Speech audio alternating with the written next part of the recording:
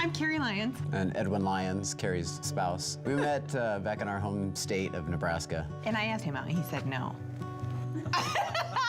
It is on video now. It's on video, and it is true. I did, and believe me, it was very difficult to say no because I thought she was out of my league to begin with.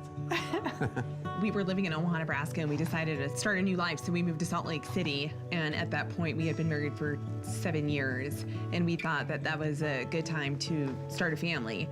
We were able to become pregnant very easy, so we were thrilled. We just really felt like it was a perfect moment. We didn't know how tragic life was going to turn.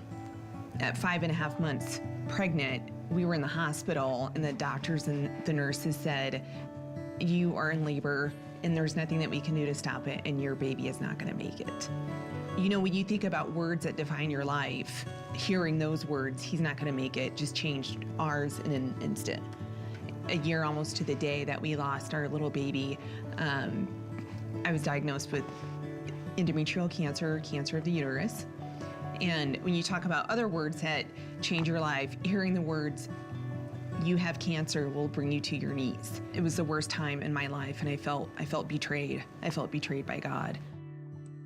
We were still new to the community, so I knew of Huntsman, but just kind of like this reputation that it's a good hospital.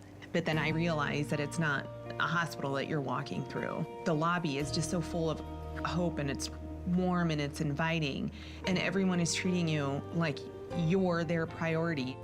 As my healing progressed, I really understood under all the sadness and despair that there was a journey that I was supposed to be on, and my life wasn't supposed to be defined by having cancer. It was supposed to be defined by what I had to give. After we learned that we would not be able to have a biological child, Carri says, "You know what we need to do to raise money for our adoption? We need to bike from the Huntsman Cancer Institute all the way back to our hometown of Omaha, Nebraska. And not only that, we should totally donate 20% of whatever we make back to the Huntsman Cancer Institute." It was enlightening to hear Carri have this zest for getting back up on her feet. So at the time, as outrageous of an idea as that seemed, I was excited, and I said, "Totally, yeah, let's do that. Let's push our limits and let's make this thing happen." It was difficult. It was challenging. Are we at the top yet? But it was exhilarating. It was so much better than being in the hospital with cancer. It was so much better than that.